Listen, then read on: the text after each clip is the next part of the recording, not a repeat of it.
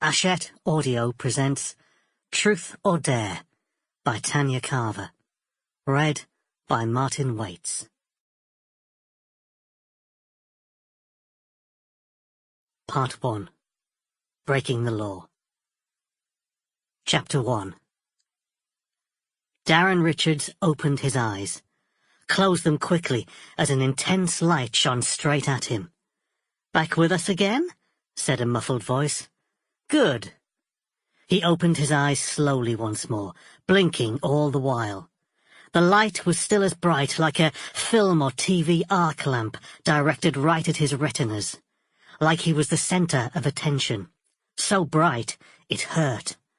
He closed his eyes again, saw veins flash and throb on the inside of his eyelids, then the ghosts of veins, then back to blackness once more.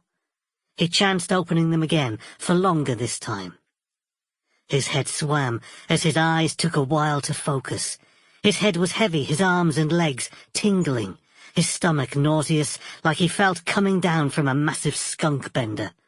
He blinked away the brightness, tried to squint beyond it.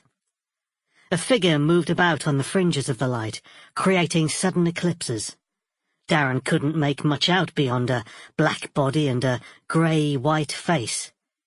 No, not a face. A head.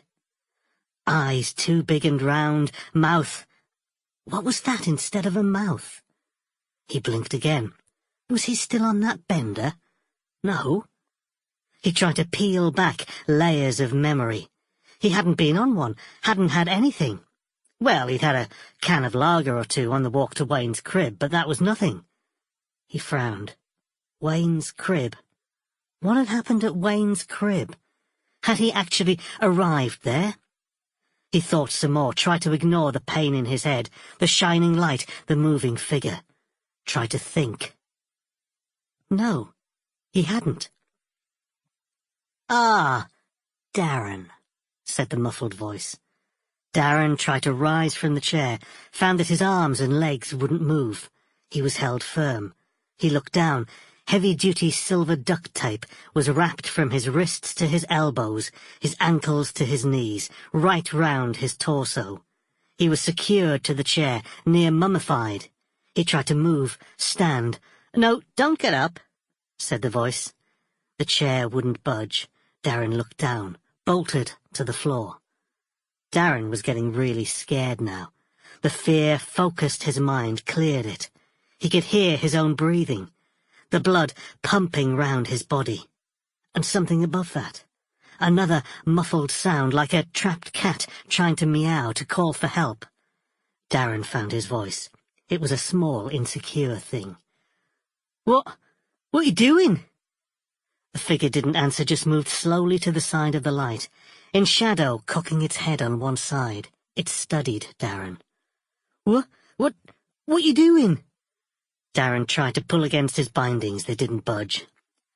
"Justice," said the muffled voice. Justice? Thought Darren. Or just us? What had he said? What did he mean? "What you on about?" he asked. "Justice," the figure repeated. No mistaking the word this time, despite it being muffled.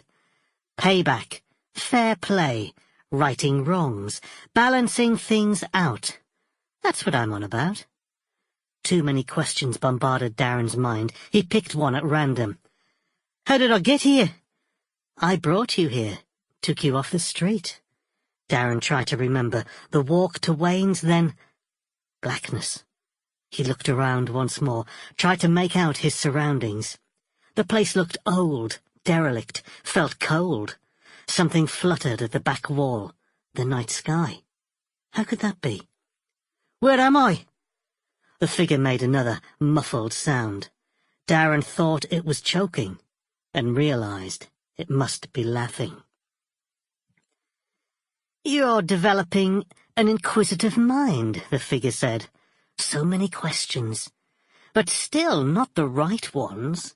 Just the old, boring, prosaic ones. What should I be asking, then?"